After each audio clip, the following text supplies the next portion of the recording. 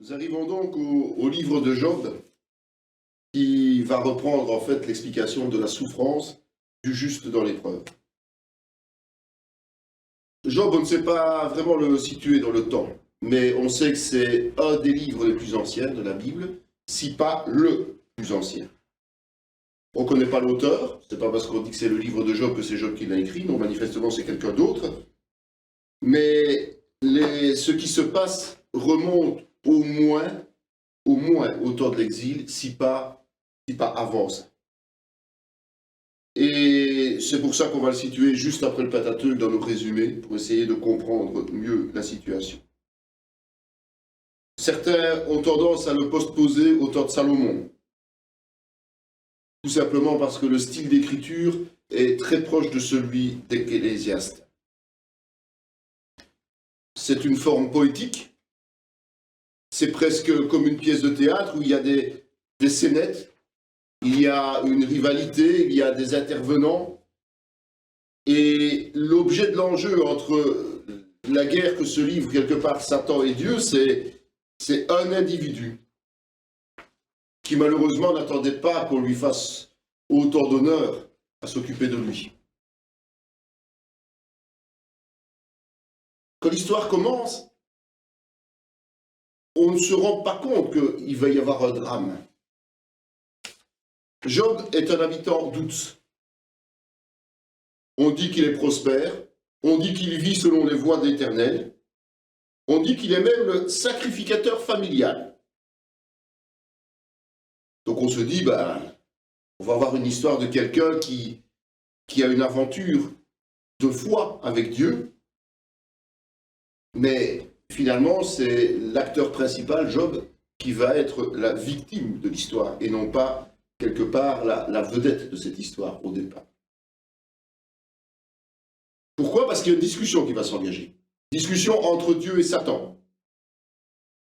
Et vous remarquerez que dans la Bible, c'est le seul endroit où Satan et Dieu parlent ensemble. Satan a parlé à Jésus, d'accord, mais c'est le seul endroit où Satan et Dieu, le Père, parlent ensemble. Et cette discussion va mener à quoi? Elle va mener à une mise à l'épreuve. Mise à l'épreuve de quelqu'un qui a la foi. Satan prétend que Job a la foi uniquement parce qu'il ne reçoit que des bénédictions.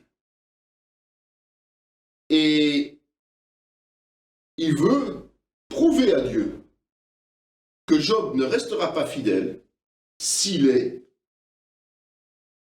tenté, s'il est éprouvé. Et donc il reçoit l'autorisation de la part de Dieu de le rudoyer, de le tester. Et Dieu l'autorise, parce que Dieu connaît le cœur des hommes, et connaît le cœur de Job. Dieu l'autorise, mais il limite son intervention d'abord à le priver de tout ce qui est matériel, tous ses avoirs, et ses enfants, sa famille.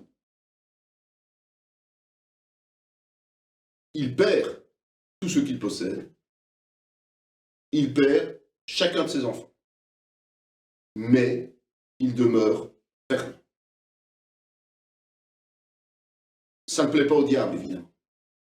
Et le diable dit que peut-être est-il fidèle lorsqu'il perd ses biens matériels et sa famille, mais s'il est lui-même touché dans sa chair, c'est-à-dire s'il est touché par la maladie, eh bien, sa foi tomberait.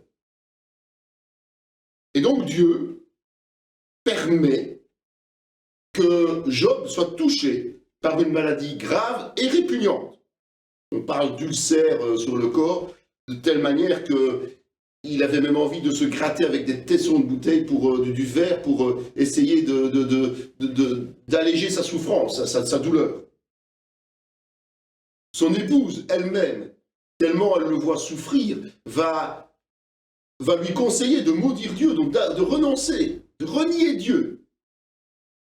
Mais il tient bon et il accepte sa situation sans rejeter Dieu. Et c'est à ce moment-là que ses amis viennent. Alors on se dit, chouette, ses amis viennent, ils vont le soutenir, ils vont l'aider, ils vont lui apporter tout ce dont il a besoin. Ils s'installent et ils sont à ses côtés. Pendant bien longtemps, ils se taisent.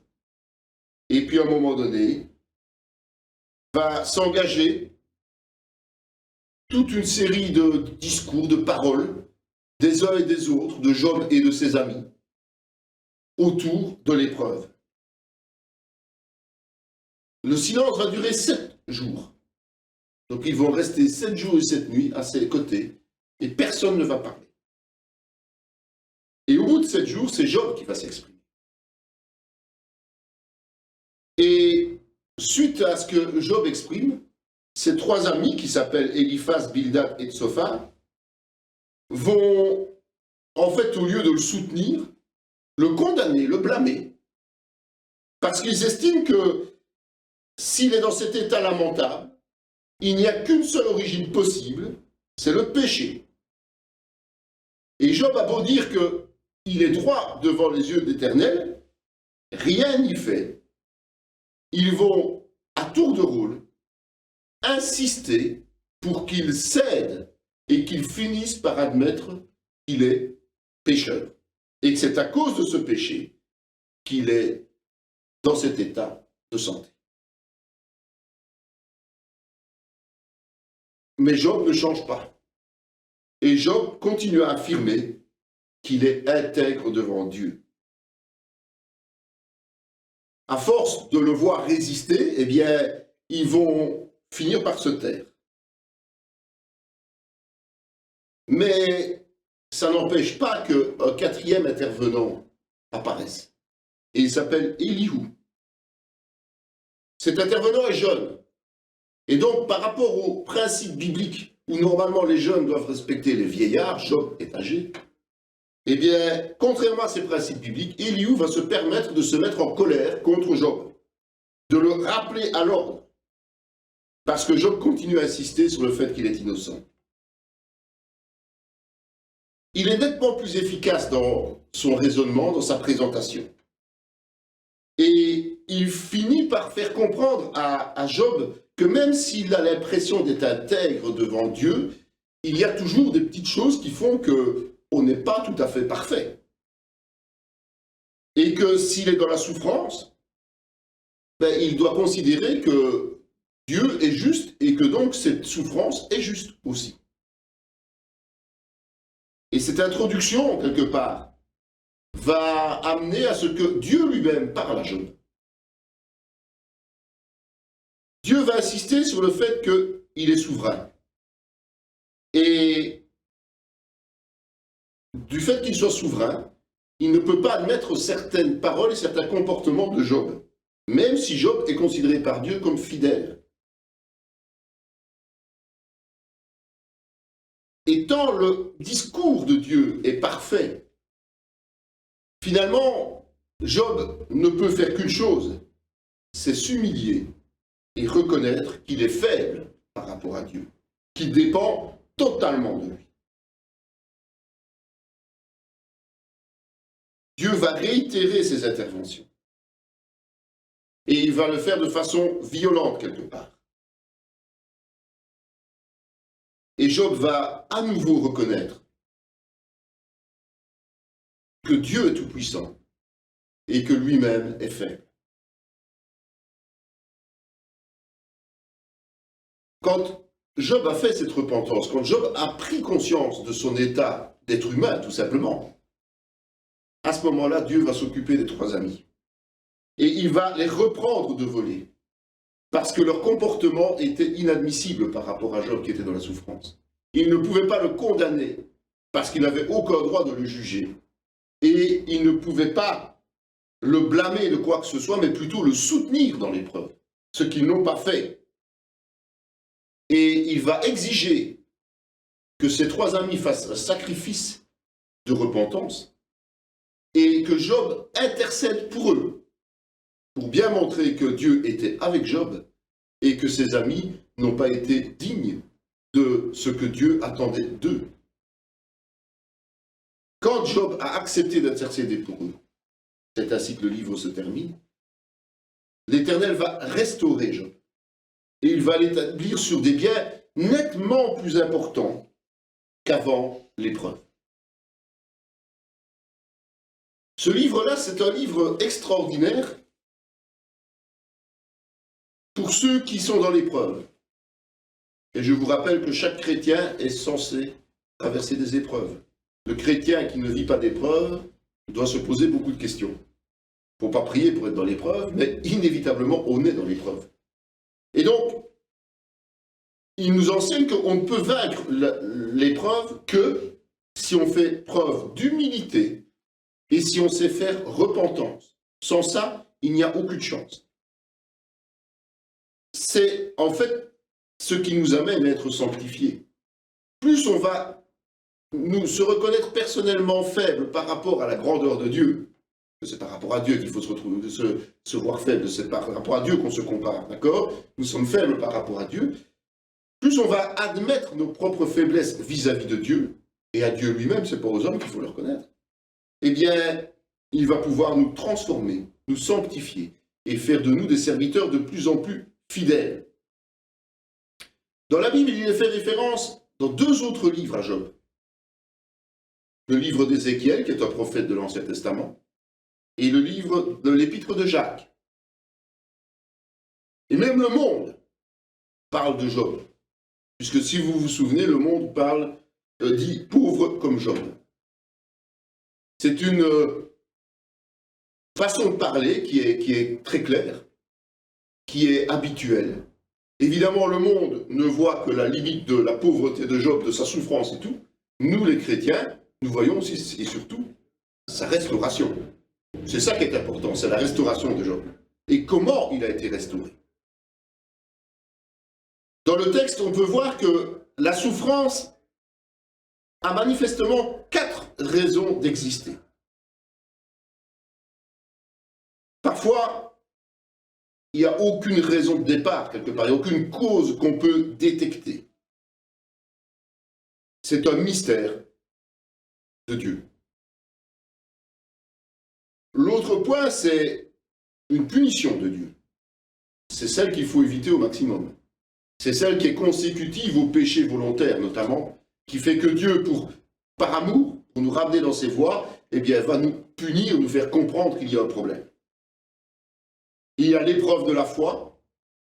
Ça, il faut le souhaiter quelque part, d'avoir des épreuves de la foi, parce que ces épreuves vont nous permettre de grandir dans notre foi, de devenir plus forts, plus résistants. Et puis, à la formation, l'édification, où Dieu, outre la foi, va aussi nous apprendre d'autres choses, d'autres données, comme par exemple Job qui au départ pensait être intègre vis-à-vis de Dieu, mais qui, par la suite, s'est rendu compte que même s'il servait et s'il aimait Dieu, il n'y avait pas de relation intime avec lui. Et donc cette situation lui a permis d'avoir une relation directe avec Dieu. Dieu lui a parlé. Il a compris que l'intégrité n'était pas suffisante, il fallait encore aller au-delà. Et puis, on peut aussi ressortir de ce texte le principe de la fidélité. Fidélité que Dieu récompense.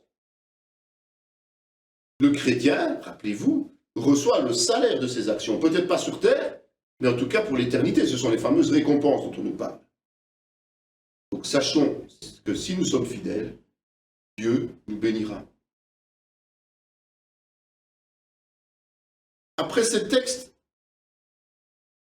on va passer à une toute autre forme de vie du peuple juif. On va passer à la théocratie, progressivement. Nous étions dans le désert. Nous avons vu que Moïse est mort en voyant la terre promise, mais sans pouvoir y pénétrer.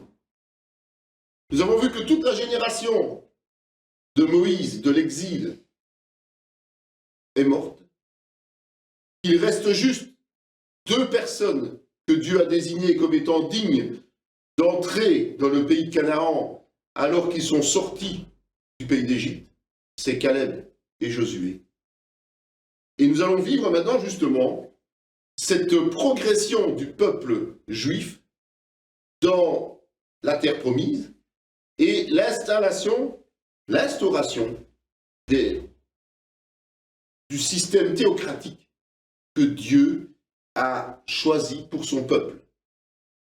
Nous verrons qu'après, ce système théocratique sera transformé en système de royauté. Mais nous verrons que ça, ce n'était pas conforme à la volonté de Dieu. Alors la première partie, évidemment, c'est justement Josué.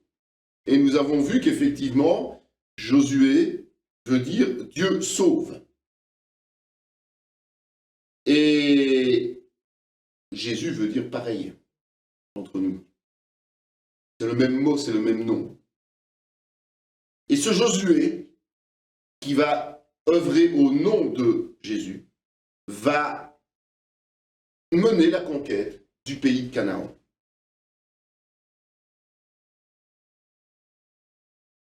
On devrait plus ou moins se trouver vers la fin du XIVe siècle avant Jésus.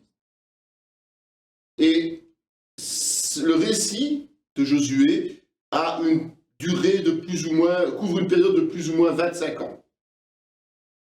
Il est plus que probable que ce soit Josué qui soit l'auteur, c'est-à-dire qui ait dicté ce texte. En tout cas, il en est l'acteur principal. Et il y est relaté sa mort. Donc même si c'est lui l'auteur, c'est son secrétaire qui l'a écrit, comme à l'époque, les auteurs n'écrivaient pas eux-mêmes, c'était des secrétaires qui écrivaient et qui ont ajouté, évidemment, qui ont relaté la fin de la vie de leur héros. Voilà, c'est pour ça que c'est repris dedans. Donc, rappelons-nous que Josué a été appelé à la succession de Moïse. Et son travail principal, donné par Dieu, était de prendre possession du pays promis après le décès de Moïse. Moïse ayant été privé de cela à cause d'une désobéissance. Appelons-le aussi. Nous sommes juste après Deutéronome. Et nous allons voir que le pays, cette terre va être conquise, mais va aussi être partagée entre les diverses tribus d'Israël. Avant d'engager ses troupes, Josué va envoyer 2 espions à Jéricho.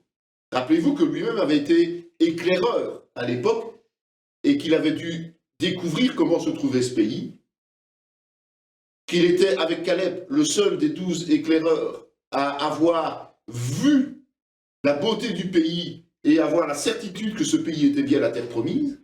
Les 10 autres avaient, eux, douté de la capacité de Dieu de mener ce peuple à la conquête parce que sur cette terre, il y avait des géants. Et c'est ce qui a valu le fait que seuls Caleb et Josué aient le droit d'entrer sur la terre promise. Et donc, là, il envoie maintenant 2 espions à Jéricho pour essayer de jauger les forces.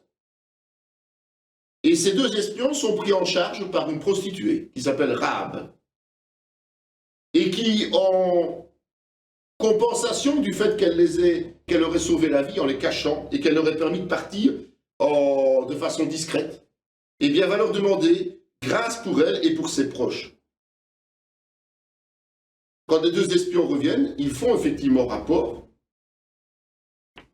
et ils disent clairement que leurs ennemis sont effrayés rien qu'à l'idée de voir l'armée de l'Éternel franchir le Jourdain. Josué donne instruction aux troupes de passer. Et les troupes font d'abord mouvement dès le lendemain pour se mettre face au fleuve. Et Dieu donne ses ordres. Et Josué applique les ordres de Dieu. Il insiste pour que l'arche de l'Alliance passe devant les Israélites. Et là encore, comme au moment de la sortie d'Égypte, les eaux s'écartent. Dieu atteste ainsi l'autorité de Josué, comme il l'avait attesté de Moïse. Il fait un miracle similaire pour Josué et pour le peuple que ce qu'il avait fait pour Moïse. 12 hommes, un par tribu, sont chargés d'emporter 12 pierres du Jourdain pour faire une commémoration, une stèle en mémoire de ce miracle. Et cette stèle va être dressée à Gilgal. C'est à ce moment-là que l'Éternel va exiger, avant toute autre chose, la circoncision des Israélites pour la deuxième fois. N'oubliez pas que la première génération avait totalement disparu et manifestement, la circoncision n'avait pas été répétée. Or, la circoncision pour les Juifs est le signe physique humain de l'alliance entre Dieu et l'homme. Et donc, il l'exige avant toute autre chose.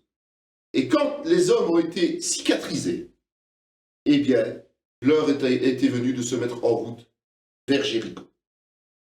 Jéricho était une ville solide, fortifiée, mais fortement fortifiée. Mais d'une manière très particulière, par la foi, rappelez-vous, ils ont dû tourner plusieurs fois autour de la ville pendant plusieurs jours, et puis le dernier jour, ils ont dû sonner des trompettes, et les murailles se sont effondrées. Eh bien, cette ville a été livrée par Dieu, elle a été pillée, et sa population a été exterminée, sauf Rahab, la prostituée, selon le pacte qui avait été passé entre les deux espions juifs et elle-même, parce qu'elle avait justement sauvé ses espions. Tout le butin a été voué à l'interdit, parce que ce butin était malsain. Mais Akan, qui faisait partie de la tribu de Juda, a transgressé cet ordre, ce qui a mis Dieu en colère. Ça a aussi provoqué quelque chose de grave, une défaite de l'armée à Haï, alors que l'armée d'Haï était faible et que les soldats étaient peu nombreux. Ils ont même eu la prétention d'y aller en petit nombre, parce que cette armée était très faible et qu'ils venaient de vaincre une ville toute puissante. Mais ils ont perdu. Et là, comme Moïse, Josué a intercédé, et l'Éternel a demandé justement qu'on lui rende ce qui lui avait été pris quelque part. Il a ordonné le châtiment du coupable et de toute sa famille. Ils ont été brûlés. Une nouvelle bataille a eu lieu alors, et Haï a été détruite. Et puis, on a dressé un autel à la demande du Seigneur, ce que Moïse avait annoncé et prophétisé. On a dressé un autel sur le mont Ébal. Évidemment, tous ces succès vont commencer à perturber les voisins. Et notamment les Gabaonites vont tenter de sauvegarder leur intégrité en rusant. Et ils vont faire une alliance de paix avec Josué. Ils vont en fait faire croire qu'ils ne sont pas des habitants, des autochtones. Ils vont faire croire qu'ils sont des gens de passage. Ce qui va tromper Josué, puisque lui a comme instruction de vaincre les nations qui sont sur place et de les détruire. Évidemment, le piège a marché, mais tôt ou tard, ils vont détecter cette situation. Et les Israélites vont se sentir floués. Mais le problème, c'est qu'ils ont signé un engagement. Ils ont fait un serment avec eux. Donc, ils ne peuvent pas tuer les Gabaonites. Et donc, qu'est-ce qu'ils vont faire? Ils vont les laisser en vie, mais les réduire à l'esclavage. C'est le tour du roi de Jérusalem, qui, paniqué, va s'allier avec d'autres royaumes du sud. Ce sont tout petits royaumes, l'un à côté de l'autre. Il n'y a pas de grosse puissance à ce moment-là dans la région du pays de Canaan. Et il va faire le siège de Gabaon parce qu'il voulait justement unifier toutes les petites royautés pour vaincre. Mais comme Gabaon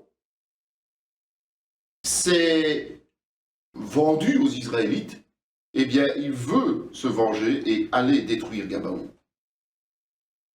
Mais les Gabaonites ont fait le choix de s'allier aux Israélites et donc ils vont prévenir leurs nouveaux alliés. Et les Israélites ne vont pas hésiter à intervenir et vont défaire les armées qui sont rassemblées, évidemment avec le soutien de Dieu, qui va non plus faire tomber les murailles, mais faire tomber une pluie de pierres, ce qui n'est pas mieux pour les armées adverses. Les rois vont être emmurés et presque tous leurs soldats massacrés, sauf ceux qui vont réussir à rentrer dans leur ville fortifiée. Les Israélites vont les poursuivre et les rois vont être emmenés captifs à Josué. Et Josué va les exécuter devant le peuple. Puis il va faire tomber toutes les places fortes, les unes après les autres. Makeba, Libna, Lachish, Gézer, Aigle, Debir, et en fait tout le pays. Mais une autre coalition commence à prendre forme. Et cette coalition est encore plus grande que l'autre. Et ce sont pratiquement tous les royaumes du nord qui se liguent.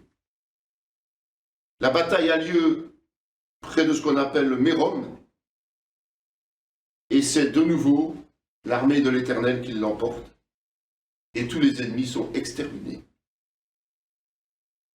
Et il y a un résumé au chapitre 12 de Josué de toute la campagne victorieuse qui a été accomplie. Évidemment, une conquête telle que celle-là a pris plusieurs années. Ça ne s'est pas fait en quelques jours. Ça a pris plusieurs années, même si ça ne représente que 11 chapitres du livre de Josué, ça représente quelques campagnes quand même militaires.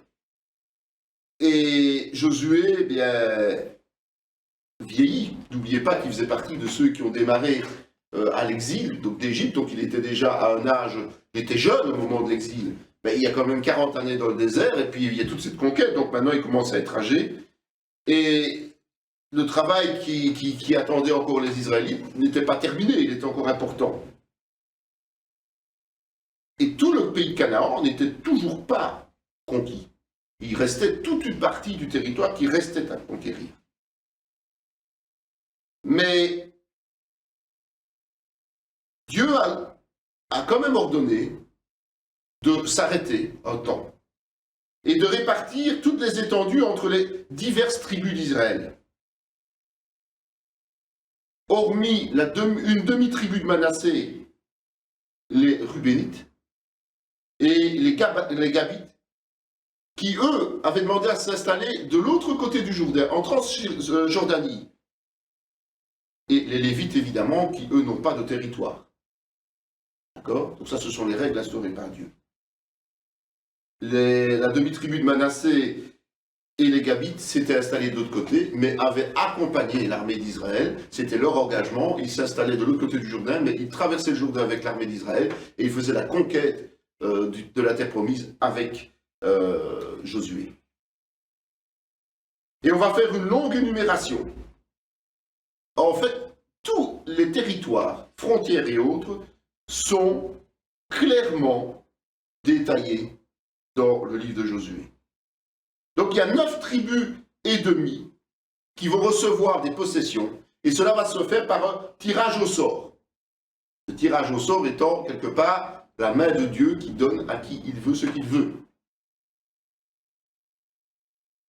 Par exemple, Judas, qui avait dans ses rangs Caleb, l'autre espion courageux, celui qui est avec Josué, reçoit Hébron et Jérusalem. Et puis, bon, tous les autres, on a Ephraïm, la deuxième moitié de la tribu de Manassé, Benjamin, Siméon, Zabulon, Isaacar, Azer, Nephtali, Dan. Et Josué lui-même se voit offrir une cité en héritage. La cité s'appelle Tina Sera, dans la montagne d'Ephraïm. Donc il devient propriétaire d'une ville. Pas mal, vous direz. Et une particularité de Dieu, c'est qu'il fait instaurer des villes refuges. Ces villes refuges sont des lieux où ceux qui tuent quelqu'un par accident ont le droit, s'ils arrivent dans la ville, à vivre sans être tués. Parce que lorsqu'il y a quelqu'un qui meurt, Dieu autorise le vengeur de sang dans l'alliance avec Israël. C'est-à-dire que si vous tuez quelqu'un, eh bien, un membre de sa famille a le droit de venir vous tuer, tout à fait légalement. Sauf si la mort est accidentelle, et si vous parvenez à une ville refuge, vous pouvez y vivre librement. Et si vous quittez la ville, vous êtes de nouveau sous le coup de l'arrêt de Dieu, et le vengeur de sang peut vous tuer. Donc vous êtes condamné à vivre dans une ville tout le restant de votre vie si vous voulez rester en vie. Mais c'est une solution pour ceux qui, malheureusement, ont tué quelqu'un par accident. Il y a aussi 48 villes qui sont réservées pour les Lévites. Et comme ils n'ont pas de territoire personnel, eh bien, il y a des villes dans toutes les tribus d'Israël. Elles sont disséminées sur tout le territoire. Je vous ai dit que les Rubénites et les Gadites, ainsi que la moitié de nos Manassés, ont accompagné Josué. Ils ont accompagné Josué dans la conquête. Et donc, puisque tout a été fait, le partage a été réalisé, Josué va renvoyer ses alliés avec des recommandations. Ils peuvent maintenant bénéficier de leur territoire, conquis déjà depuis bien plus longtemps. Quand ils rentrent au pays, ces tribus vont ériger un autel en face de Canaan. Ce qui va amener les autres tribus d'Israël, donc les 9,5 restants, à les prendre en grippe quelque part. Parce que ça ne leur plaît pas qu'il y ait un autre lieu pour louer l'Éternel. Le risque étant, à un moment donné, une dispersion du peuple juif. Mais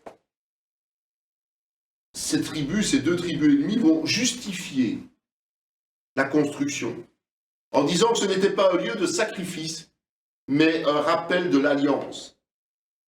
Et à partir de là, la paix va être maintenue. Parce que les 9 tribus ennemies étaient prêtes à en découdre avec ces 2 ennemis-là pour justement préserver un seul lieu de sacrifice au nom de l'Éternel. Mais étant donné qu'ils s'engagent à n'en faire qu'un témoin de l'alliance et non pas un lieu de sacrifice, la paix est maintenue. Et ce livre de Josué va se terminer par les dernières recommandations de Josué, et puis sa mort. Josué est très âgé. Et la conquête, qu'on l'on a vue, est terminée déjà depuis un certain nombre d'années maintenant. Et donc il va convoquer Israël. Et il va leur faire ses dernières recommandations. Il va leur rappeler tous les hauts faits que Dieu a accomplis pour son peuple. Et après l'Assemblée, alors qu'il est âgé de 110 ans, il meurt à Sichem. La fin du livre de Josué va souligner la fidélité d'Israël envers Dieu pendant tout ce temps où il était mené par Josué. Il va souligner la fidélité des autres anciens qui accompagnaient Josué. Et pour rappel, les os du patriarche Joseph ont été ramenés à Sichem et ont été enterrés sur la terre que Jacob avait achetée.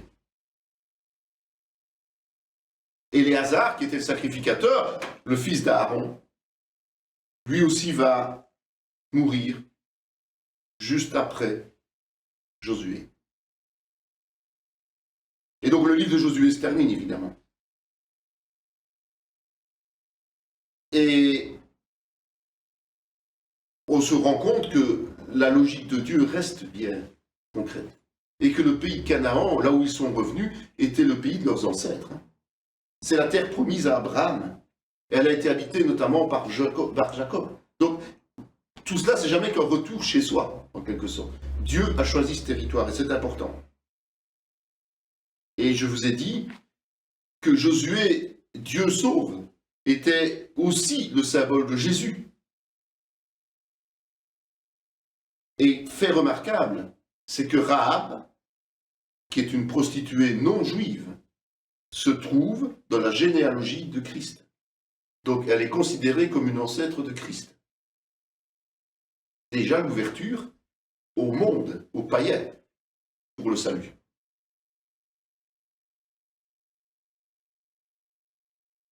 Il faut mettre ce livre en parallèle si on veut vraiment avancer dans la connaissance, avec principalement l'épître de Paul aux Éphésiens. Parce que l'épître de Paul aux Éphésiens traite aussi de la conquête, mais pas par les forces armées aujourd'hui, puisque le chrétien, lui, c'est dans le combat spirituel qu'il s'engage. Mais dans les deux cas, la victoire s'obtient d'une seule manière, par la foi.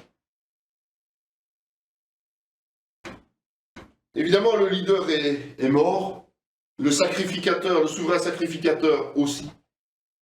La plupart des anciens finissent par être très vieux et meurent. Et on va se retrouver dans une situation où Israël va de nouveau dégrader.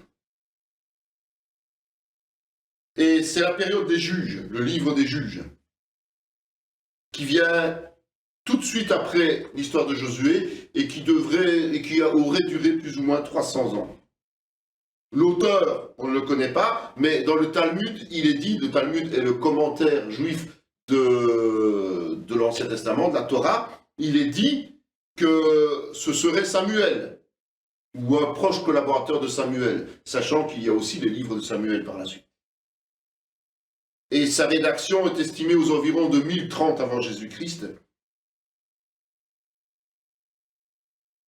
parce que l'introduction débute par « En ce temps-là, il n'y avait pas de roi ». Nous sommes toujours sous le principe de la théocratie. Il faut dire qu'avant toute chose, le terme « juge » n'a pas le même sens qu'aujourd'hui. Le juge était plutôt considéré comme un libérateur, comme un héros, comme un guerrier, qui intervenait ponctuellement sous l'autorité, sous l'impulsion de Dieu. Mais évidemment, il était aussi amené à prendre des décisions, des condamnations pour le peuple. Mais principalement, ceux dont on parle ici étaient plutôt des chefs dynamiques qui réagissaient suite à un appel de Dieu et qui s'engageaient pour libérer le pays du joug ennemi. Je vous ai dit que du temps de Josué, la conquête était importante, mais n'était pas complète.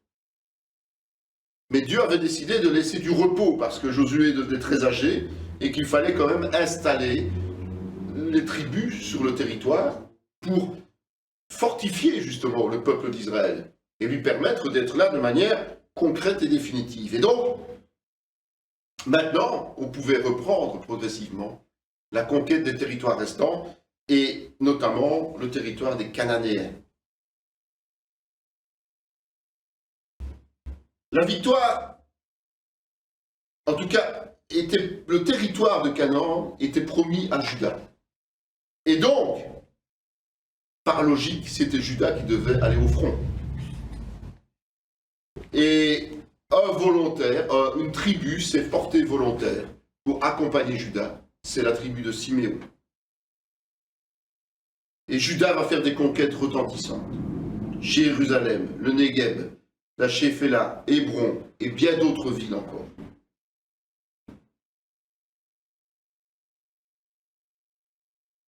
On va avoir une histoire qui raconte la conquête de la ville de Débir et une récompense qui a été octroyée à Othniel. Mais cette histoire est un peu confuse parce que c'est aussi une histoire qui a été racontée dans Josué, dans le chapitre 15 de Josué. Ça montre qu'il y a peut-être une certaine imprécision dans l'histoire, mais bon, rappelons-nous quand même que ces gens qui ont raconté les histoires et qui ont relaté peuvent aussi peut-être avoir commis l'une ou l'autre erreur dans la chronologie. Parce qu'on raconte aussi une conquête de Caleb sur les 3 fils d'Anak, et il y a inversion entre les deux histoires. Mais bon, nous avons vu aussi que dans le Nouveau Testament, dans les évangiles, chaque évangéliste raconte son vécu avec Jésus d'une manière un peu différente, et que parfois les faits relatés sont légèrement différents, ce qui n'enlève rien à la valeur doctrinale des choses, et qui ne doit pas être un sujet de doute quant à la véracité des faits racontés. Les faits existent bien, mais peut-être y a-t-il eu un petit décalage entre certains d'entre eux en fonction de la personne qui racontait les choses. Mais nous savons que, et c'est clair, au chapitre 2, verset 21, il restait bien des territoires à conquérir après la mort de Josué.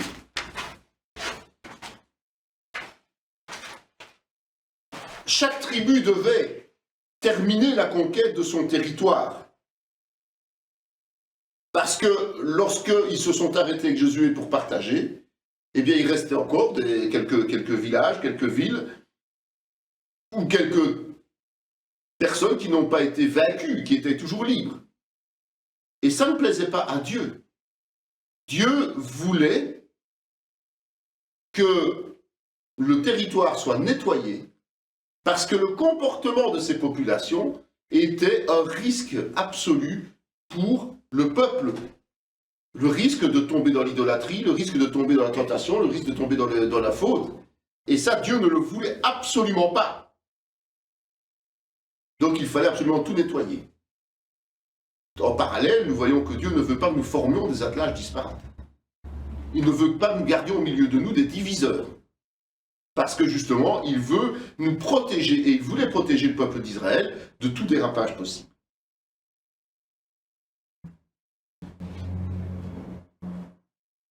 En fait, ce qu'il faut relater, c'est que dans le livre des Juges,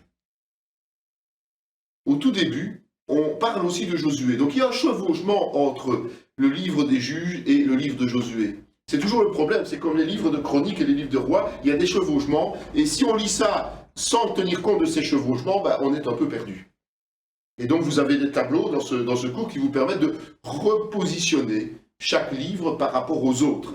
Et donc de pouvoir lire l'histoire de façon chronologique et non pas uniquement lire un livre à la fois et puis de plus savoir ce qu'on lit, ce qu'on raconte. C'est pour ça que beaucoup se découragent lorsqu'ils doivent lire l'Ancien Testament et surtout ces livres-là. C'est parce qu'ils ne les lisent pas dans une logique historique, mais ils les lisent simplement livre après livre et puis n'y comprennent plus rien.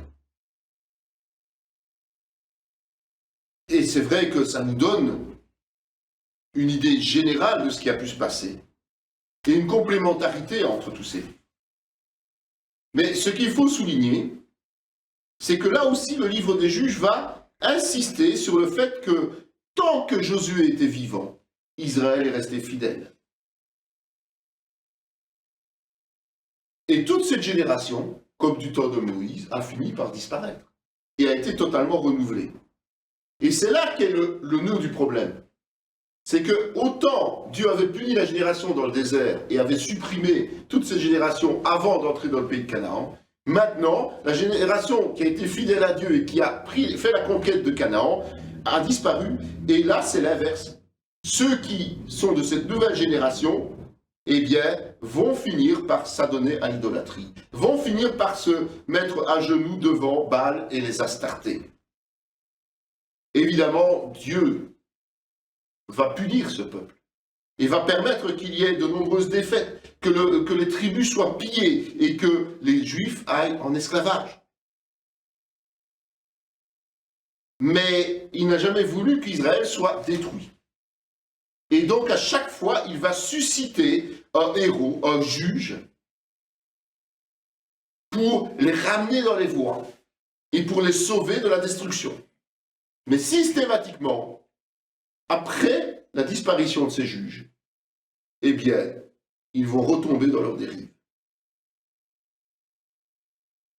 Et la conséquence de ça, c'est que Dieu va stopper les conquêtes. Et les peuples vont se mélanger à Israël. Et ça va être une sacrée épreuve pour Israël. Donc nous arrivons à l'histoire des juges. Et on va juste un peu les relater. Pour certains, il y a des histoires un peu plus importantes qui nous sont racontées, donc on va les citer. Notamment, on commence par Othniel. Israël a été déporté 8 ans en Mésopotamie. Et puis, Othniel, qui est le beau-fils de Caleb, qui est judéen, va être appelé par Dieu. Parce que le peuple implore Dieu. Donc ça c'est important de souligner, c'est quand le peuple est saturé et qu'il implore Dieu que finalement Dieu cède à la prière et finit par susciter ici Othniel. Et cet Othniel va combattre le roi de Mésopotamie et le défaire, et va restaurer Israël qui va vivre 40 ans de paix. Chaque fois qu'un juge se lève, il y a un temps de paix qui fait suite à cela.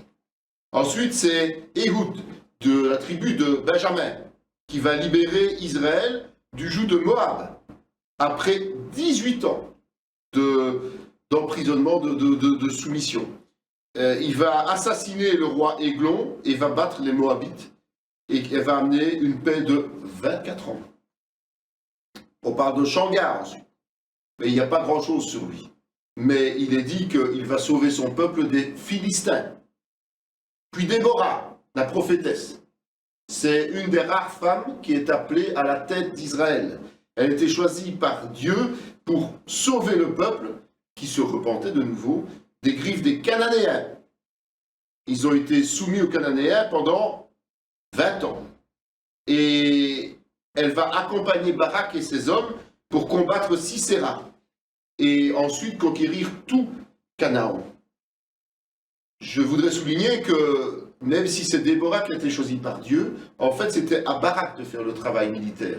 Et normalement, Déborah devait juste lui donner l'instruction de la part de Dieu d'aller conquérir, mais Barak lui-même a voulu que Déborah l'accompagne. Donc il lui a donné plus d'importance que ce que Dieu au départ voulait lui donner. Ça c'est important aussi de le souligner. Et chapitre 5 des Juges est un cantique que Déborah et Barak vont chanter en l'honneur de l'Éternel. Et suite à ça, il y aura 40 ans de paix. Donc Gédéon est dans une situation identique aux autres. C'est-à-dire que le peuple d'Israël a été obéissant pendant un long moment. Et puis, il se rebelle contre Dieu. Nous remarquons que les temps d'obéissance sont toujours plus longs, les temps de paix sont toujours plus longs que les temps d'esclavage. Mais c'est pendant ces temps de paix que la désobéissance prend naissance, évidemment. Et donc, Dieu punit le peuple d'Israël en les envoyant en esclavage, en les mettant sous l'esclavage, ici des Madianites. Et le peuple, comme d'habitude, commence à pleurer, à supplier Dieu de les sauver, de les sortir de l'esclavage. Et finalement, il cède, il accepte. Et donc il fait lever un juge pour les libérer. Dans ce cas-ci, c'est Gédéon. Il va choisir quelqu'un de pauvre, de faible stature, de petit et de jeune. Et Gédéon va accepter ce rôle. Et il va d'abord combattre l'idolâtrie dans son propre peuple, avant de défaire et de remporter une victoire étincelante, avec seulement 300 hommes contre les Madianites, au-delà même du Jourdain. On veut lui donner la couronne royale, mais il la refuse, parce qu'il sait que, justement, Dieu ne veut pas d'une royauté, mais veut maintenir une théocratie, c'est-à-dire lui seul à la tête de son peuple. Malheureusement, Gédéon va commettre des fautes à la fin de sa vie. Et il va se conduire de façon immorale au niveau spirituel. Il va se fabriquer un éphod, et cet éphod va devenir un objet d'adoration, à la place de Dieu lui-même. Mais ce n'est qu'après sa mort que le pire va arriver. Et il a notamment une concubine qui est établie à Sichem, et son fils Abimélec va monter un complot contre les 70 fils légitimes de Gédéon. Et tous ces fils vont être assassinés, sauf un, le plus jeune, Jotham, qui a été dissimulé. Et ce dernier, comme il apprend qu'Abimélec va être couronné, va parler à Sichem. Il va en fait raconter une parabole. La parabole n'est pas le propre de Jésus. On parle souvent des paraboles de Jésus, on se dit Jésus parlait paraboles, mais dans l'Ancien Testament, il y a déjà des paraboles. Et ici, c'est une des premières paraboles qui est décrite. Et il va faire aussi un discours, et puis il va s'enfuir. Abimélec va être couronné comme prince de Sichem, et puis il va être à son tour trahi. Vous remarquerez toujours que quand les royautés sont installées par ruse ou par tricherie, et bien tôt ou tard, elles sont renversées. Nous le verrons dans l'histoire d'Israël par la suite. Et malgré un nombre de batailles remportées contre ses ennemis, Abimélec va mourir misérablement. Il va être en fait blessé par une pierre de meule qui va être jetée par une femme. Et à cette époque, pour un roi, être tué par une femme, c'est la plus grande des hontes. Hein. Le roi, il veut mourir au combat ou mourir d'une mort normale, naturelle, avec le temps de transmettre sa royauté. D'accord? Ici, il est tué, et donc, il est mortellement blessé. Et pour ne pas qu'on puisse dire qu'il est tué par une femme, eh bien, il va demander à son écuyer de l'achever, tout simplement.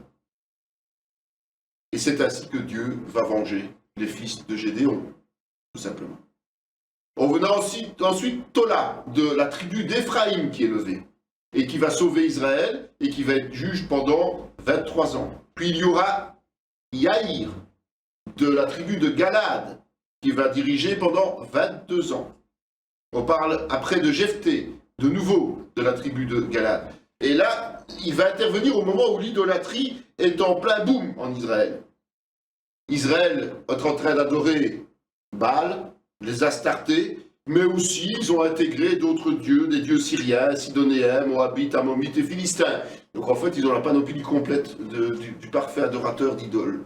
Hein, c'est ainsi qu'on peut le dire. Et les Ammonites et les Philistins les dominent avec vraiment rudesse. Jephthé est promu capitaine des troupes de Galad et il prévient à plusieurs reprises les Ammonites en rappelant justement comment Israël a conquis cette terre. Mais le roi des Ammonites tient tête et Jephthé va détruire ce peuple avec l'aval de l'Éternel. Et il fait vœu d'offrir en holocauste la première personne qui sortirait de chez lui pour saluer son retour victorieux. Un engagement irréfléchi, évidemment. Parce que la première personne qui sort de chez lui, c'est sa fille unique. Et il n'a pas le choix, il doit la sacrifier pour obéir à l'Éternel. Après ça, il y aura encore une guerre fratricide entre Éphraïm et Galad, parce que ceux d'Éphraïm sont vexés que Jephthé ne les ait pas invités à la campagne contre les Ammonites. Vous imaginez? Ben oui, il a gagné, alors il fallait qu'il partage aussi la victoire, quoi, quelque part. Ça ne veut pas dire qu'ils auraient nécessairement accepté de partir en campagne. Mais maintenant que la campagne était victorieuse, eh bien, on aurait voulu une partie du butin, quelque part. Voilà. Et donc, Jephthé n'a été juge que pendant 6 ans. Puis on parle de Istan de Bethléem, d'Élom de Zabulon, de Adnon qui était piratonite. Donc en fait, chaque fois, l'origine des juges est différente. Il n'y a pas une seule tribu, une seule ville qui donne un juge. Dieu les fait lever à tous des endroits différents. Et puis on arrive à l'histoire de Samson, de la tribu de Dan. C'est une période où il y a une occupation, de nouveau, qui dure depuis 40 ans, de la part des Philistins. Et cette occupation a été acceptée et voulue par Dieu à cause de nouveau de la désobéissance. Sa naissance est une naissance miraculeuse, parce que sa mère était stérile. Et c'est un ange de l'Éternel qui est venu lui annoncer cette naissance et qui s'est aussi adressé au mari. Une fois qu'il devient adulte, et malgré les conseils de ses parents, il va épouser une femme philistine. Ça va évidemment se retourner contre lui parce qu'elle va le trahir. On voit que c'est une énigme qui a été posée à ses compatriotes par Samson, mais c'est elle qui va donner la solution aux Philistins. Elle a été donnée à son compagnon par son beau-père. Et comme il veut la récupérer, il se voit barrer la route. Alors il y a des bagarres entre Samson et les Philistins, et on brûle des récoltes, et puis les Philistins immolent son épouse et son père. Enfin voilà, c'est vraiment une guerre d'influence qui va s'installer entre Samson et les Philistins. Et puis, une fois qu'ils ont été vaincus par Samson, les Philistins vont commencer à faire le siège de Juda. Et ils vont demander justement à ce que Samson leur soit livré. Et finalement, Samson, qui est prisonnier, va être délié miraculeusement et il va tuer 1000 Philistins avec le crâne d'un âne. Et pas me dire que ça, c'est pas surnaturel. Hein? Le problème, c'est que son exploit va le rendre de plus en plus assoiffé de succès. Et Dieu va d'abord le pourvoir à sa soif réelle, hein, il avait réellement soif, et puis il va le laisser devenir juge pendant 20 ans. Mais sa soif de succès est aussi une soif quelque part humaine et charnelle. Donc il y a d'abord la vraie soif, Dieu lui donne à boire en brisant le rocher, en lui disant « je pourrai toujours subvenir à tes besoins ». Mais ça ne suffit pas, Samson. Il y a une autre histoire. Il y a une autre histoire qui le concerne, et c'est quand il se rend à Gaza, et que, après avoir déjoué un piège, il se laisse séduire par Dalila. Dalila était une traîtresse quelque part, elle a été embauchée par les Philistins. Les Philistins qui, eux, cherchent à se venger, évidemment, de cette raclée qu'ils ont pris. Et ils ne comprennent pas pourquoi Samson est aussi fort. Samson a une force surhumaine pour aller écraser comme ça 1000 Philistins avec un crâne de d'âne. Il faut quand même être quelqu'un d'exceptionnel. Et donc, elle va essayer de connaître la raison de sa force. Et à trois reprises, Samson va lui donner des fausses informations. Mais elle est persévérante. Et elle va insister jour après jour. Et finalement, elle va obtenir gain de cause. Samson va finir par lui dire que sa force se trouve dans ses cheveux. Et elle va le faire raser par ruse. Et effectivement, sa force était bien dans ses cheveux. Et donc, elle va être récompensée matériellement par les Philistins. Et les Philistins vont le faire prisonnier et vont lui crever les yeux avant de l'enfermer. Le problème des Philistins, c'est qu'ils ne sont pas très fut-fut. Et qu'ils ont oublié que la force de Samson est dans ses cheveux. Et donc, ils ont laissé ses cheveux pousser. Mais il est aveugle. Et à cette époque, lorsqu'on voulait montrer qu'on était supérieur aux autres, eh bien, on montrait ses trophées. Et pour les Philistins, Samson était leur trophée. Vous imaginez, il a détruit 1000 d'entre nous, mais nous l'avons quand même capturé. Et nous l'avons rendu aveugle. Et comme ils l'exhibent devant le peuple pour montrer leur puissance, pour se divertir dans le temple, leur temple à eux, eh bien, Samson va se venger quelque part et faire un exploit définitif, final, en faisant s'ébranler les 2 colonnes principales du temple et en se sacrifiant quelque part, en se suicidant, tout en détruisant une bonne partie des responsables des Philistins. C'est ainsi que l'histoire se termine, de façon un peu triste quelque part, mais qui démontre bien que même si on est un héros de Dieu, il faut continuer à marcher dans ses voies, pour continuer à être béni, d'accord? Et que malheureusement, Gédéon et Samson, les deux, ont failli à cette règle-là.